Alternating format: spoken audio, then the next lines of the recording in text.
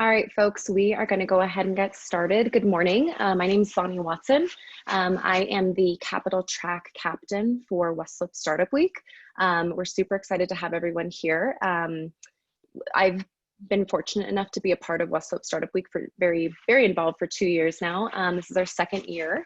It looks quite a bit different this year in the virtual format, but you know, we have to find the silver lining in all of this, and hopefully next year we can meet in person. But we hope that you've enjoyed it thus far, and I hope that you're really tuning into some of the really incredible presenters and sessions that we've had so far. So today you are here for accessing friendly and affordable capital with Colorado Lending Source.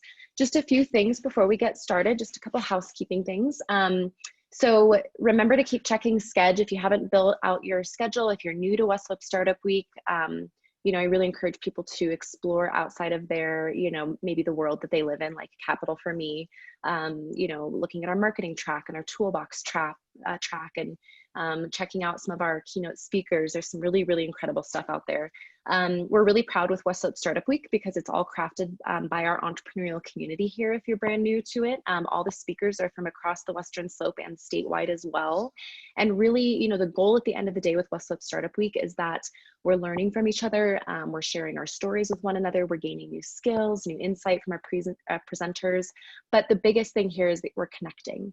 And so we really encourage you to, even though it's virtual, to connect via the Sched application, where you can find emails of people that may have participated in the session that you were in, or using Slack as well. We really highly encourage that, just to, you know, ping somebody and make sure that you're connecting after all of these sessions are done. That's the real value of West Slope Startup Week for us. So we're super excited that you're here. Just a couple housekeeping things. Make sure that you stay muted. I'm here to combat any technical challenges for Lauren and Nicole, but just, you know, be courteous to everyone else. And then also remember that this is being recorded. Not that you would do or say anything inappropriate, but just remember that this is being recorded for future sessions, so people can watch this session. And then we just want to thank our title sponsors quickly. So US Bank, this is their second year as our title sponsor, and they really make this happen for us. And make sure to check out the US Bank workshop series, really awesome series that they're putting on right now. The Capital track, this track is sponsored by Greenline Ventures, so a big thank you to them. Our communications track is sponsored by Mountain Dog Media, and our makers track is sponsored by Colorado Lending Source. So thank you. And our tech track is sponsored by CART in Grand Junction. So thank you for that as well. So without further ado, we have Lauren Kluk on the phone and Nicole Christensen with Colorado Lending Source. And you are tuning into a panel of small entrepreneurs that have raised capital and have gone through the process of raising capital and all the do's and don'ts of that. And so without further ado, I am going to hand it over to Lauren and Nicole. Thanks for presenting today. The floor is yours. Thank you, guys. We're excited to be here. My name is Lauren Kluk. I run marketing and communications at Colorado Lending Source. We're a nonprofit, mission-based lender, and our mission is to foster the economic growth of diverse small businesses within our communities. So we've been around for 30 years, and our impact is really vast, and especially right now as businesses are battling the current, pandemic and everything that comes along with that. But we love sponsoring events like West Slope Startup Week, Denver Startup Week, 1 Million Cups. We're really just around to be a resource for the community and an educator. So I'm excited to learn about our panelists' financing journey today. And I'm just gonna pass it over to Nicole. Oh, and actually, we're doing something fun today as well. So if you have your cell phones, go ahead and pull up your camera and then take a picture of the QR code.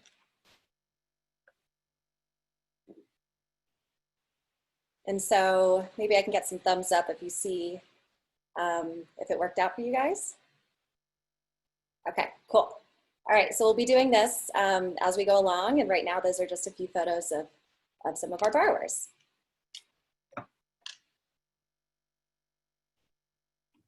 So Nicole, I'll pass it on to you. Great, thank you.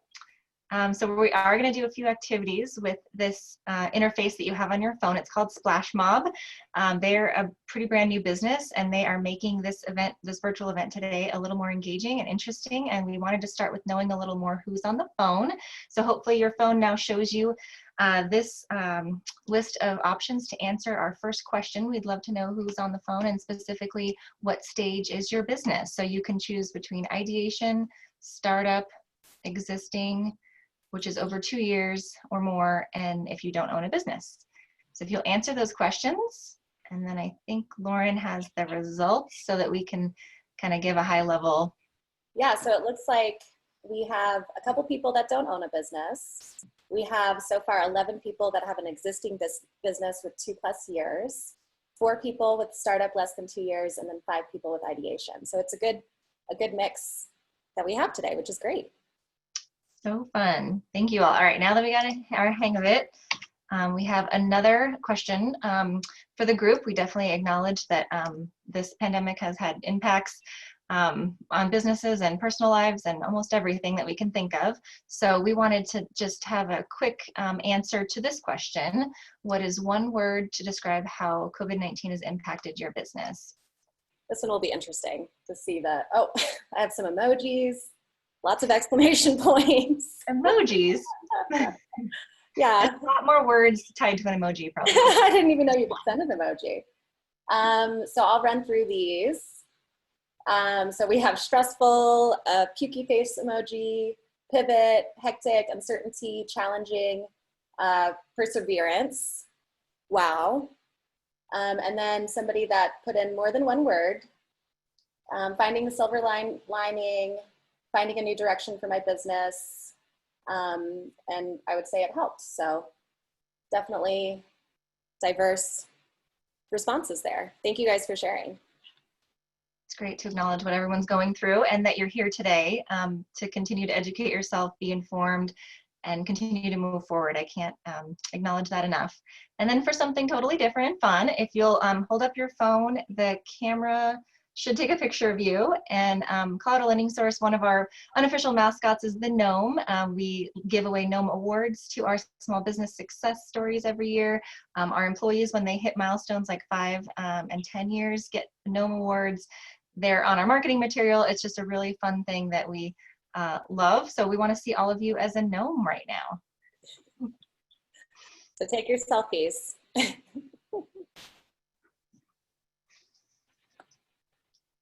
And we just had a question come in. How does that work when someone is on their Zoom phone? And that is a very good question. We do have Jonathan, who is from Splash Mob, on the line. I'm not sure if you can do both at the same time, but well, this is our, oh, nice selfies coming in. This is great.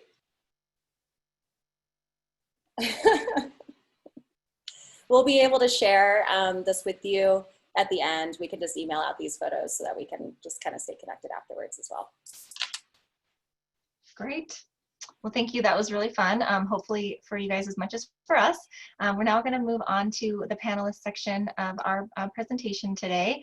We want to start by meeting our panelists. I'm going to introduce each one of you, and if you'll give just, you know, less than a minute, your story and about your business, what we need to know about you.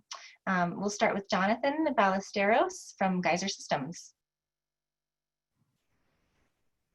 Hi everyone, my name is Jonathan from Geyser Systems, and we're a manufacturer in Montrose, producing hot portable showers that use less than a gallon of water, and right now available at REI.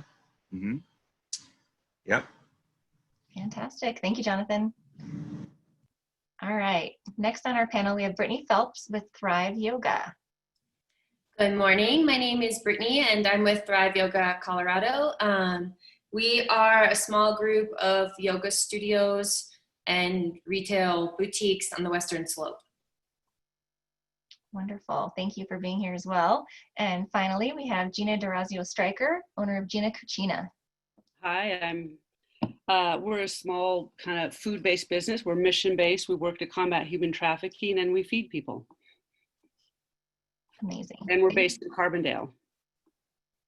Very good. We're lucky to work with all of these small business owners through their journey by offering them financing. So we'll hear a bit more about that as we get into some questions. So I'll be moderating, and we'll watch the time and make sure we get questions from those of you that are on the phone. So if you do have any questions, please feel free when you think of them to put them in the chat box. We'll watch for that, and then we'll kind of intersperse those so you get your questions answered live. But we'll start off with the ones that we've chosen that we thought would be most helpful to hear from our panelists on. And maybe I'll start with Jonathan. At what point did you begin to look for financing?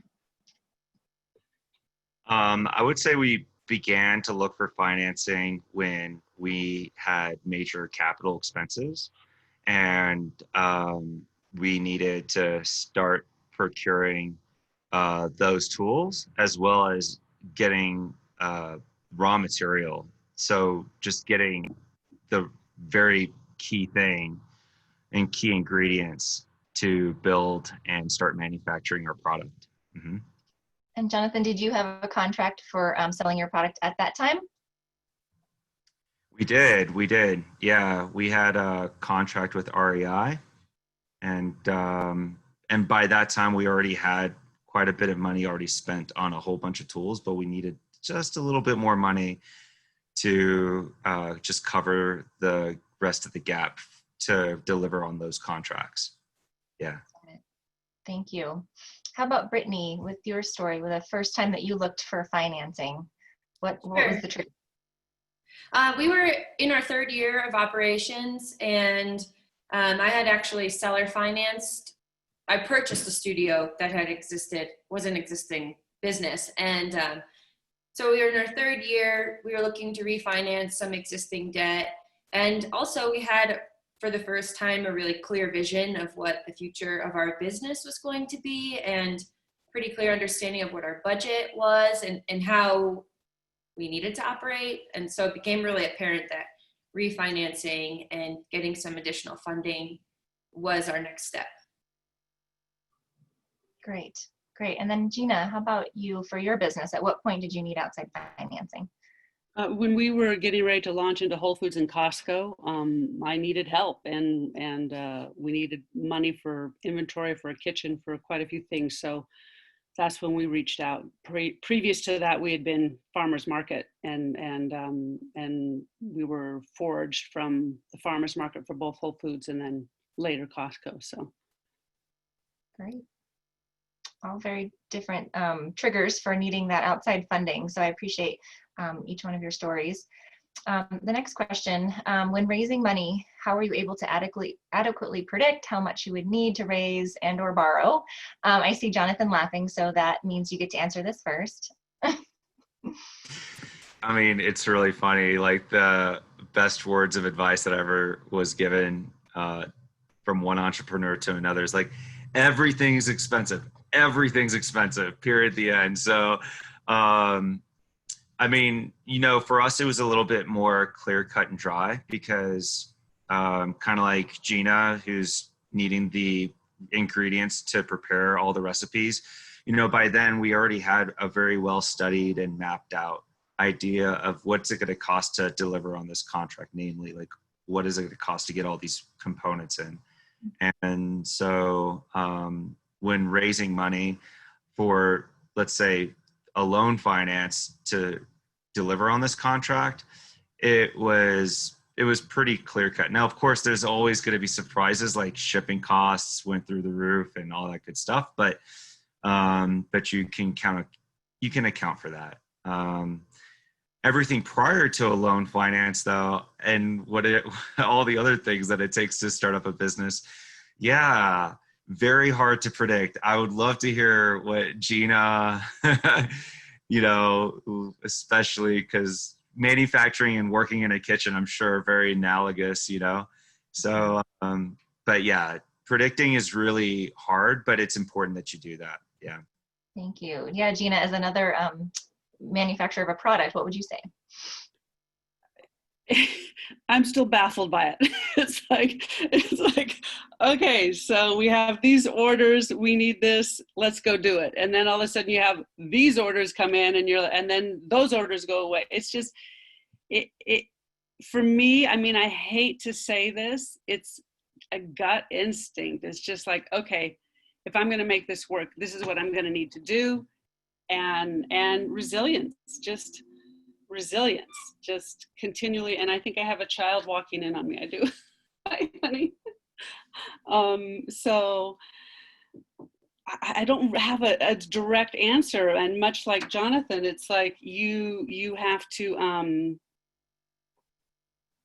be willing to juggle balls and be willing to do, if it's something that you believe, clearly if you're an entrepreneur and you're out there building something, it's something you believe in. So you step up to the plate, and each time the ball is tossed at you, you're like, okay, here it comes. Which way is it going to go? And you catch it, you throw it, you hit it, you miss it. You just keep going because it's your baby. I mean, I have 4 children. This is my 5th child, and I didn't start it until I have 2 sets of twins. So I didn't get started until I got the 2 youngest into kindergarten. I thought, okay, now I can do this. I can try this. I forgot what the question was at this point, but just keep hitting the balls is all I can say. They're going to come at you fast and furious, and be willing to dodge, hit, or punt. That's all I can say. Can I appreciate all that? Yeah. I have to jump in. Okay, so 2 things. I have to ask, what's harder, starting a business or raising a kid? Well, right now I have 3 of my 4 home, and well, the 2 are little, so that doesn't matter. But one was at NYU and one's in Bend, Oregon, and I have to go pick up the 4th. So I'm going to have all 4 kids in my house quarantined. It's like, oh my goodness. So, well, the kids are definitely more strenuous, but also more joyful. I mean, we have these moments of just sheer joy. We go camping every single weekend, and I just throw them in the teardrop, and the 3 that are home and I go out every weekend, and but the business is for me. It's for my well-being, because it is my passion. And I think that you have to have something to lead into that isn't the 4 children knocking at my door. And so it's a child as well. Jonathan, you have no children. I lend children. Nicole lend money. I lend children. If you want the experience of it, I got. I mean, man plans and God laughs, but I'm sorry I had to hijack the questionnaire there, but I had to ask, because I've had some CEOs that say, like, running a business is way harder than raising a kid. I'm like, okay, it makes me feel better. Stand in my shoes, and then let's talk about it when you're in COVID and you have your youngest who's immunocompromised and is not allowed to see people. It's like, keeping him entertained is, Sure. Anyway, having fun with this. Sorry about that. No, it's good to see everyone engaged. That's what it's about, Jonathan. Yes. We have to have fun, and I appreciate the honesty and laying it all out there for us. That's the most that we can benefit from, for sure, is the real information about what it's like every day, especially now. So Brittany, I'd like to hear your answer. How did you adequately predict how much you'd need to borrow or raise along the way? Well, I think fortunately, like, I went in with an idea that I knew what I needed. Like, I had a set amount of debt I was already refinancing, and I had a budget that I was working off of. But similar to Gina and Jonathan, I went in with an idea, and as I started to go through the process of projections and forecasting, I'd say the process actually informed my ask along the way. So I had more facts about what it would entail. And so what I went in with was sort of different than what I came away with. Great. Thank you for sharing that. So next question is, what do you need to prepare for a small business loan? A big question, but maybe, what do you wish you would have known, or what were some of the things you weren't aware of beforehand and that you want those folks on the phone to know? Maybe this time we'll start with Brittany. Every possible document out there for as many years as you can possibly document. Really, what I learned was you're trying to paint a picture of what your business is doing and what it's capable of doing. And it turns out that your financial like what you know of your business isn't always represented in your financial reports. And then what your financial reports say don't necessarily translate to what your taxes say. So you're trying to prepare all this information that gives a really accurate depiction of where you're headed. And so that for me included a pretty robust business plan, forecasts, explanations of historical data, financial reports, as many tax returns as possible. Yeah, and it was just a full-time job getting financing on top of all of the other responsibilities that I had from it just running the business. And I'm really curious to hear how everybody else's experience went. Jonathan, how would you answer that question? What would you do to prepare? First and foremost, I would say to develop relationships with a variety of different bankers and know what your options are out there, and just recognize early and ahead of time that yes, the documentation is really important. Different banks are structured differently and have different missions and objectives in mind. So before, I prepared a lot of these documents for what I thought was going to be a great way to get financing through for a small business loan through one of our most reputable institutions, Chase Bank. And that's who we banked at the time. And what I was left with was, it was not going to work unless they had 6 months of revenue on the table. And I thought that from that point on, that all other banks are really tied to these regulations. When I later discovered, after developing a lot of different relationships, that that's not the case.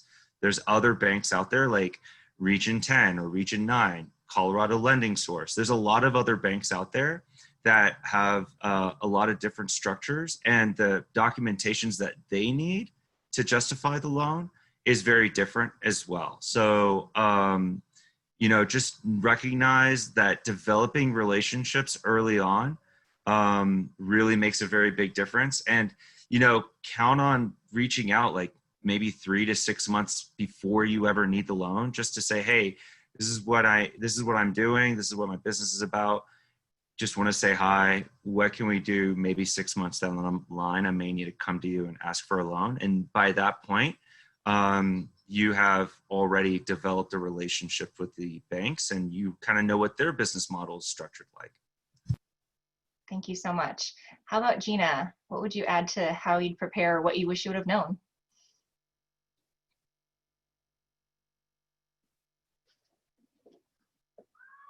I offered my first form. Can you hear me? Yep.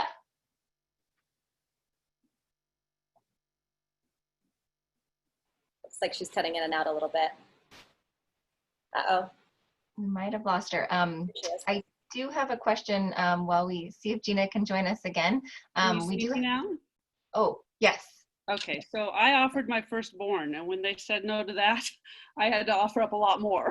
So it is much like Jonathan and Brittany said, it's a full-time job. I'm actually in process right now with it, and it's a lot of, and understandably so, we are a risk, even though I know Nicole believes in me and has followed my story, and I have a great story of what we're doing, but it is, you have to be buttoned down in every shape of that you can, and take it a step at a time, and lean into, I leaned into Colorado Lending Source, and they just kind of held my hand all the way through it, and continue to do so as we look at this next expansion we're going into.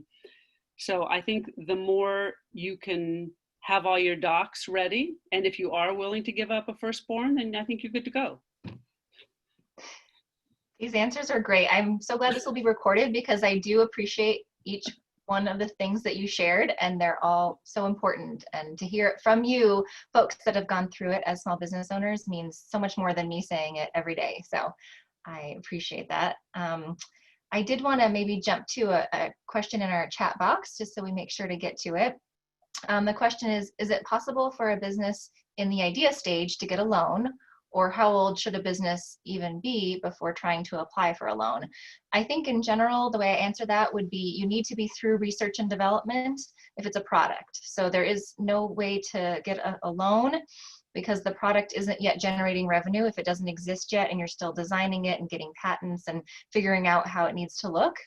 So a simple example, but that research and development stage needs to be done. So for a manufacturer, the product is designed and ready to go, and then it's everything else that you need to actually start making revenue. So if your business is ready to make revenue and you need money to get that going, that's when it makes sense to take out a loan. But anytime before then, it wouldn't make sense. We do still try to do startups even now. We are asking even more questions, if you can imagine that. And then, any documentation to get comfortable with how the business is addressing, the pandemic or the guidelines, and there are certainly many business ideas that could take advantage of this current time frame. And I think we know that. So we're looking to help folks that have those good ideas to make the most out of this situation. So hopefully that answers your question. Yeah. That's interesting too, if I can add, the word startup in SBA lending typically is 2 years or less. And like in the entrepreneurship world in general, you hear the word startup being passed around all the time, but in the lending sense, a startup for us is considered 2 years or less. Thank you. Great clarification. So moving on to our questions. So how were you able to navigate the lending landscape, whether it was through debt, equity, or both? Jonathan, you kind of touched on navigating it early on. What else would you add? And did you have investors or another source of income or financing? Yeah, I mean, first and foremost, there's going to be the money in your bank, which, I mean, all of it is in. I had a sizable amount saved for retirement, and I threw that all on the table. Then you got your friends and family, to which, created a convertible note or a friends and family loan. And that's another way to, get some funding from somebody that not only believes in the idea, but also believes in you. We do have an investor, and that was achieved through an accelerator program, to which I will say I was really skeptical of accelerators at first until I discovered the one that was available here in Colorado. And ironically, we did not get the investor after the pitch, which is typically the way accelerators go. But we got the investor who was paying attention to me since day one and just came like middle of the accelerator and said, "I'm here to write a check." I'm like, okay, great. She was actually really clear on was just paying attention the entire time. And I would also go as far to say there are some pitch series. I know like Greater Colorado is creating one right now. Those are available, but just don't be afraid to step away from today's structure and available programs that allow you to gain an investor. There are a lot of CFOs who can connect you to some capital and make introductions that may make a lot of sense and without having to go through an accelerator or through some other funding series or anything like that. There are angel investment networks, but I'm going to tell you, if you are a hardware play, like it hasn't been my place to go for investor capital, because hardware plays are not what you would normally see in their portfolio. You will see a lot of angel networks who are much more comfortable with software plays. And if you are a software or technology company, then you're probably going to see some more success at angel networks. But if you're not, I don't know. I mean, good luck. You'll learn a lot from the experience. Go through it anyway, just because, pitching in front of everyone and anyone will help you learn a whole lot, kind of like it did for me.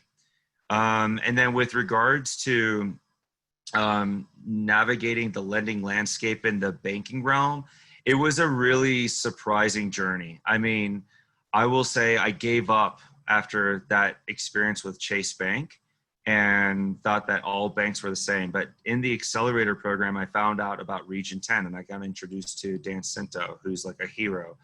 I got introduced to Colorado Lending Source, which has been our other hero. And that whole entire tribe and team has been super awesome. And we wouldn't be where we are today without Colorado Lending Source. And I also called up a couple other more, philanthropic nonprofit lending sources, and they're out there. They're awesome. The top ones in my book are Colorado Lending Source and the Region 9 or 10 bank that are in our zone. So I don't know. That's kind of like a short summary of the lending and equity opportunities that are out there and what it's been looking like. Thanks, Jonathan. I would add Northwest Loan Fund is the other one that the folks on the call might be under their region as well, just to give them a shout out. How about Brittany? What would you say? You've continued to grow your business. How have you navigated the lending landscape? And did you ever take on equity investors or any other partners? I haven't taken on any other partners or any other kind of investors. I used to be pretty embarrassed to talk about this, but recently I joined a mentorship program through Colorado Lending Source with other entrepreneurs. And a lot of people have admitted that they've bootstrapped their own business and they've self-funded and put business expenses on personal credit cards. And that was my journey for the first few years of operating. I have a group of yoga studios with they each have small retail boutiques, but primarily our business has no assets. We don't own our buildings, and my inventory are my teachers and my staff. And so even though my business was profitable and our reports looked good, when I tried to go to a traditional lender, they didn't laugh me out, but they were like, well, how about you look at these other types of lenders? And so for me, I had a small business with no assets. I had less than 3 years of revenues and any kind of reporting. I had self-funded it with my own money and credit cards, so my personal credit was pretty bad. And so to be completely honest, I had very few options. And so I also have worked with Region 10 and received a character loan, which was to me was mind blowing. Like somebody would just lend to me based upon my current business structure and then who I was as a person. Then a few years later, I received financing through Colorado Lending Source, and that was 10 times bigger of a loan than I had originally received with Region 10. And so really that whole process was just such a I mentally expanded so much. I had so much more faith that my business had grown to be 10 times more valuable in the eyes of lenders. But even now, our business has grown tremendously. We've learned from that process and become a much better candidate for a loan. I would still say that I would look at alternative lenders over banks any day, just from the experience I had. Being very new to the lending process. Thank you for that. Gina, would you add anything about your navigating the lending landscape? You're still doing it. Anything you'd share? Yeah. I mean, I find traditional banks aren't keen on female founders who were stay-at-home moms for a decade, so it was I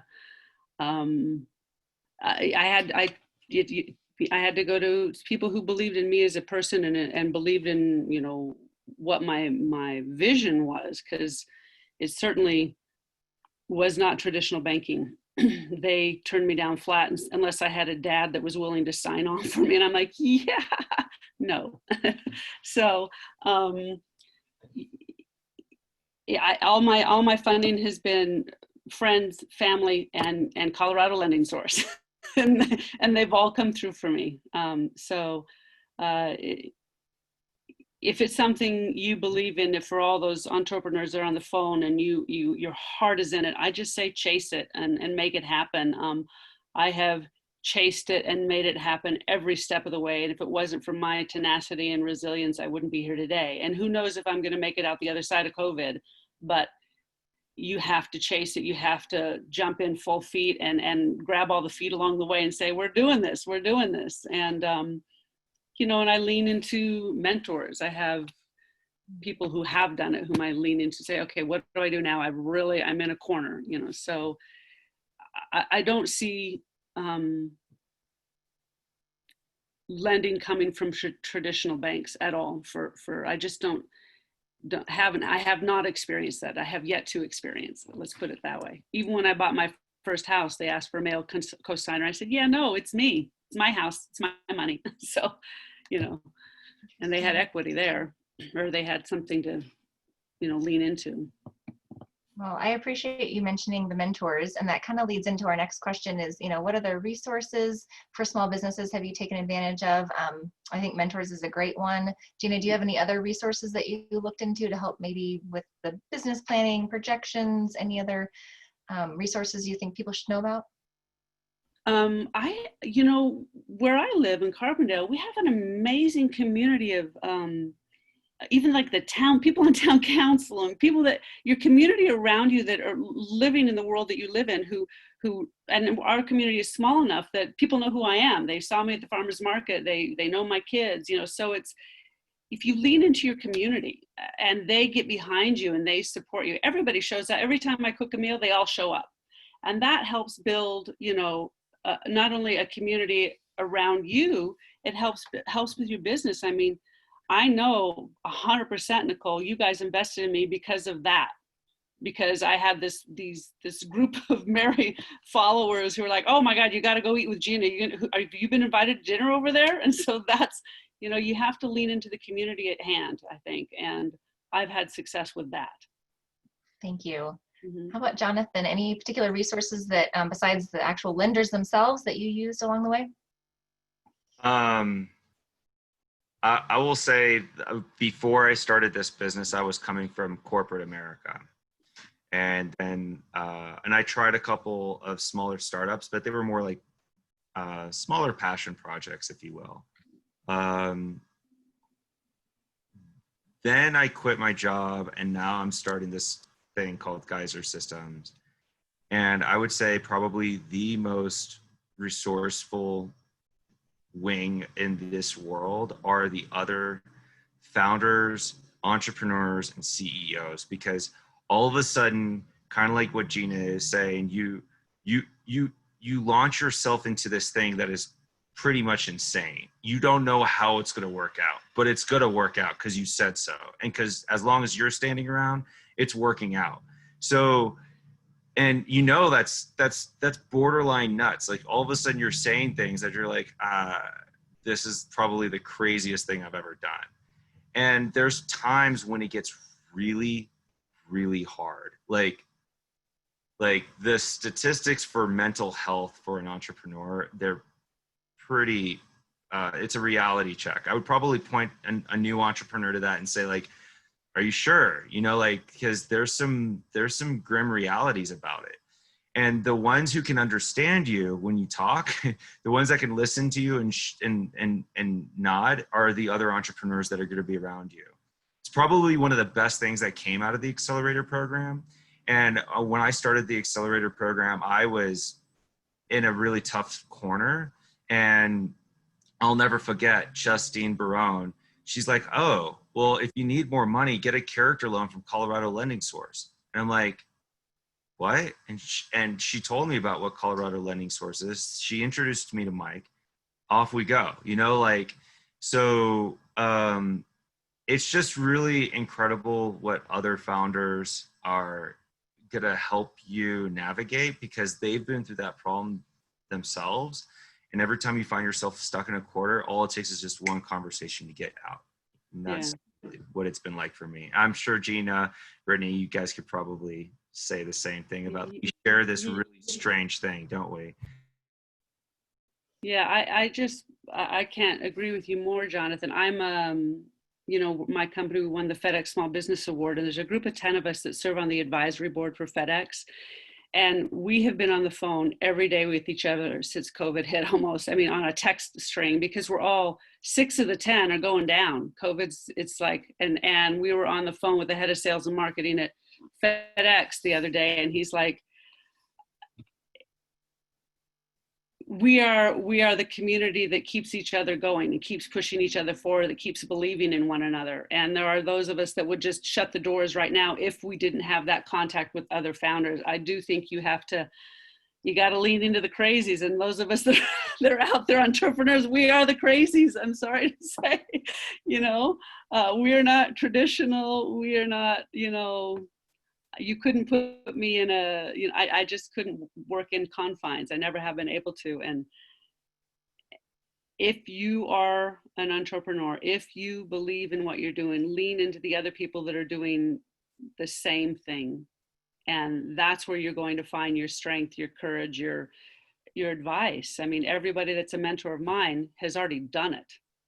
And they've come out the other side and have had great success. I'm still in the middle of it, and I may not make it through it with what we have going on in the world today, but not for lack of trying. So I think I see this sign. Did you ever have a fundraising oh shit moment? And that would be now. That would be right now. It would be, oh no. Transition. That's a good transition. Yeah. That's fair. I think you've already shared a few. Brittany, did you have any oh no's? What if I can't move forward type moments, and how did you get through them? Yes, I did. This was pretty amazing. So like I said, I self-funded my studios. I used a bunch of personal credit cards and lines of credit.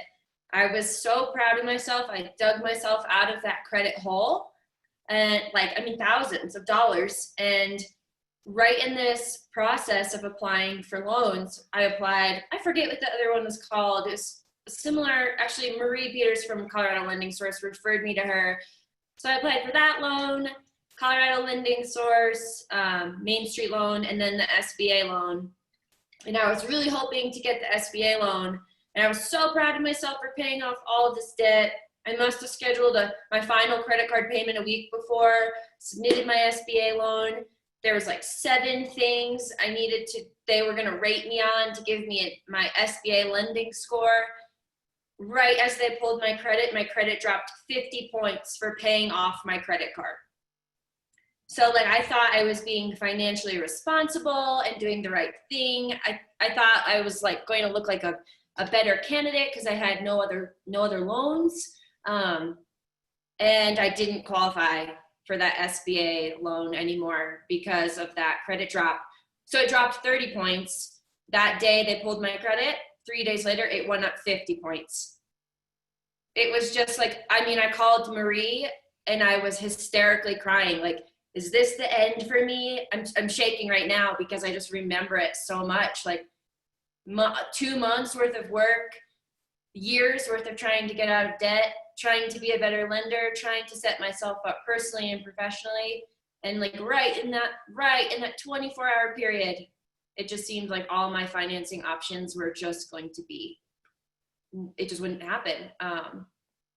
And yeah, luckily a few days later, it went back up again and there were other lending options.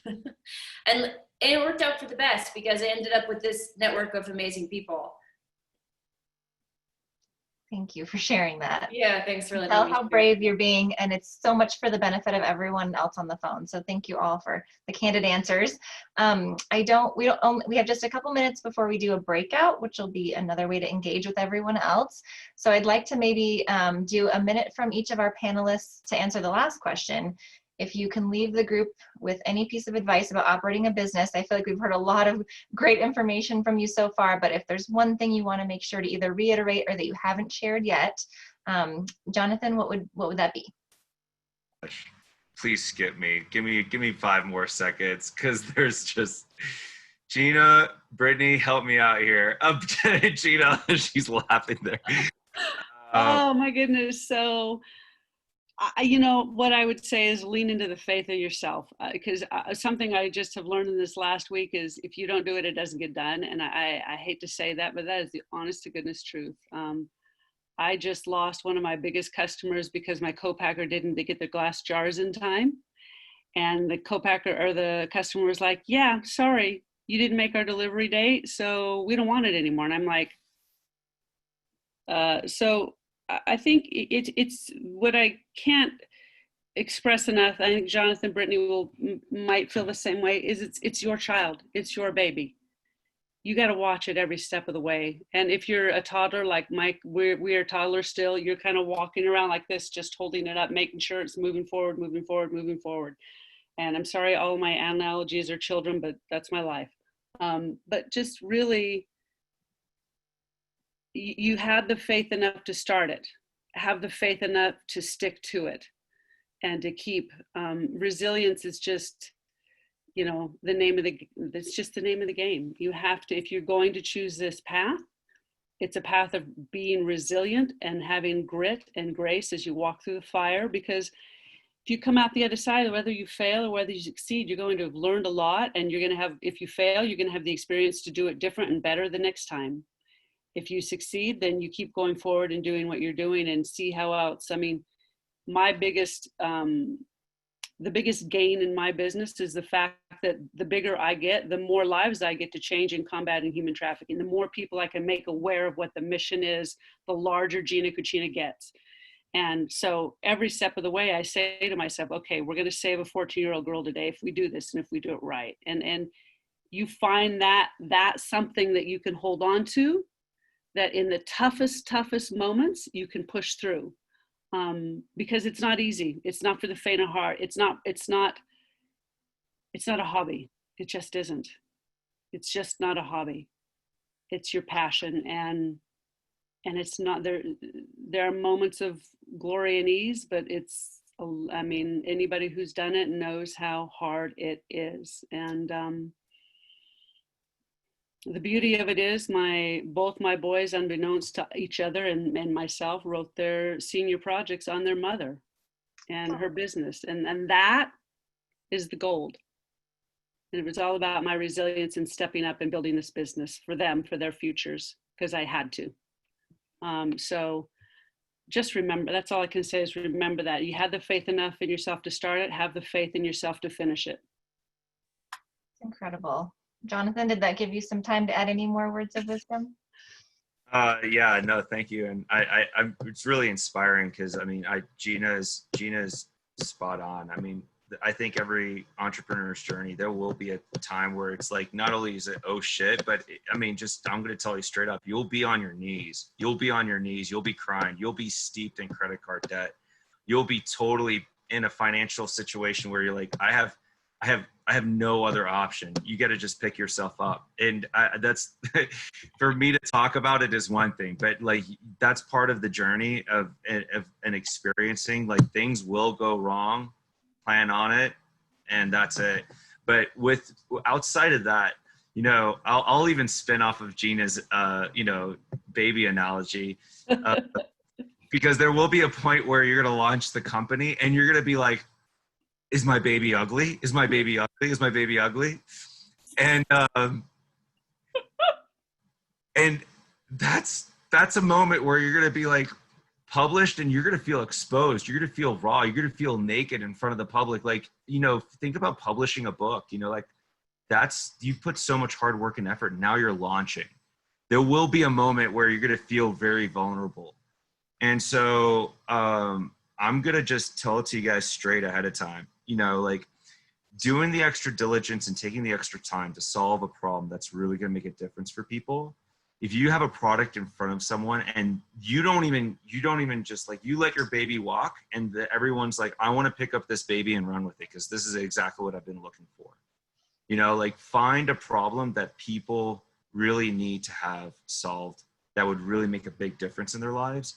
That's something that's really, really important and is really awesome. So if you need any books that would really help you, I would highly recommend the biodesign book, Biodesign and Innovating Off of Some Really Fantastic Needs, is the one that has transformed my life in identifying a real need that's going to make a real difference without introducing any of your biases And then once you see that need and can innovate from it, I mean, the passion is going to be endless from there. So I get a chance to wake up in the morning knowing that 2.3 billion people in the world who live in water stress situations will, at some point, be surrounded with an abundant level of water.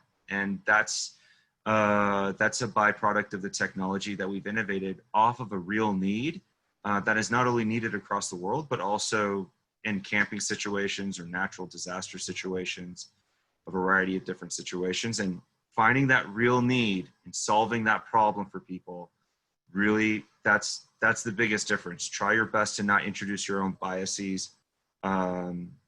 Biodesign, great book. I would start from there. Thank you for that advice as well. Brittany, any books, baby analogies, or other last pieces of advice? Yeah, I have one piece of advice that because I keep learning it over and over again, is that it's what you don't know is where you're going to learn your hardest lessons. So like what you don't know about money, what you don't know about taxes, what you don't know about a business structure or accounting, that you'll probably end up making your biggest mistakes because they probably have nothing to do with your, like the core of what you do, like your day to day. And you'll be forced into some pretty hard lessons that really will help you emerge into being not only an entrepreneur, but a really sound business person, which is really important to have both sets of qualities. And one thing, that sounds scary because we can't prepare ourselves for all the things that we don't know. But what I've learned to do is know exactly what my intention is in each of those moments and be able to communicate